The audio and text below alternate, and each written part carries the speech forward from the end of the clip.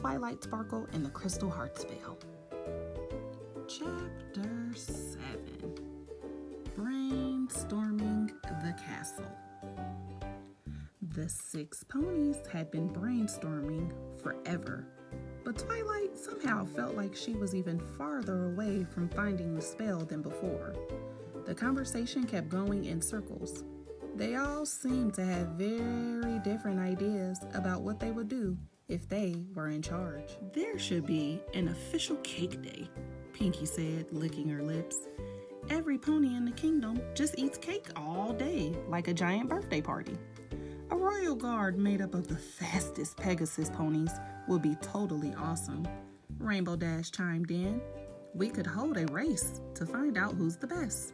Then she pointed to herself, other than me, of course. Twilight took note, but knew this was not the sort of information she was looking for. She sighed heavily. "Applejack, Rarity, any thoughts?" Applejack's eyes lit up. "Oh, how about making every pony have dinner with their families every night like the Apple family does?" she said earnestly.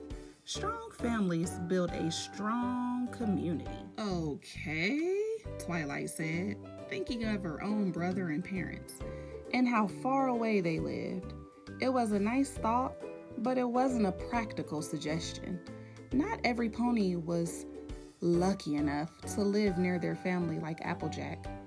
"I have an idea," Fluttershy offered. "You do?" Twilight replied, her ears perking up. Fluttershy was soft-spoken, but she could be very creative and surprising.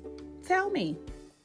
"I was just thinking how great it would be if there were a place where all the baby animals could play together in safety, far from the scary creatures of the ever-free forest. Like a nature reserve, but just for baby animals. That's what I would do." She stared dreamily out of the window, imagining playing with all the adorable animals. Okay, Twilight said, and wrote down the idea. Twilight was starting to rethink her plan. She needed real ideas about how a kingdom works, not silly ones about baby animals and cakes. "Rarity, any ideas? You've been awfully quiet over there."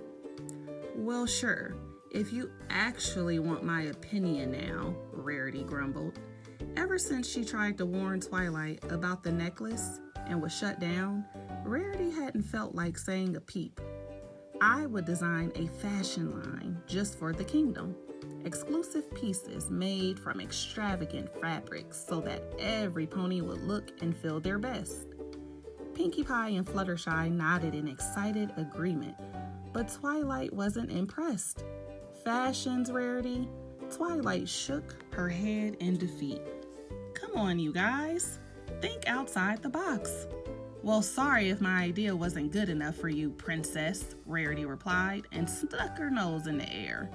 "I wish you luck in coming up with a better one." Then she trotted out of Twilight's cottage in a huff. "Whoops," Twilight said, finally realizing she had hurt Rarity's feelings. "I didn't mean to make her feel bad. Guess I got a little carried away. Sorry, every pony, I guess. That's enough for tonight." Thanks for reading Chapter 7 of my book with me, guys. It was only a few pages, so I think we should move on to Chapter 8. Gilda's Got Game.